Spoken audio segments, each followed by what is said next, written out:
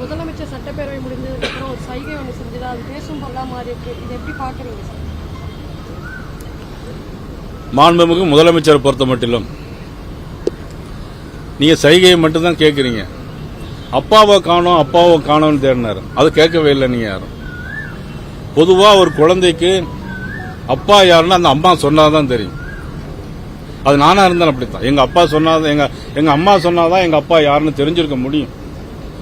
ஆனா சட்டமன்றத்தில் சினிமா மாதிரி வசனங்களை பேசுவது ஒரு அநாகரிகமான செயல். இதை இப்படி கை காட்டியிருந்தா வேற யாருந்தா அரெஸ்ட் பண்ணி உள்ள போட்டிருப்பாங்க. ஆனா எந்த இடத்துல செய்யக்கூடாதோ, யார் சொல்லக்கூடாதோ அதையெல்லாம் தவிர்த்து விட்டு இப்பொழுது இந்த மாணவிக்கு நடந்த உயர்கல்வித்துறை பிரச்சனையாக இருந்தாலும் சரி, அண்ணன் செங்கோட்டையன் போன்ற வார்த்தைகள் பேசுவதாலும் சரி, இவருடைய மக்கள் நலனில் அக்கறை இல்லை.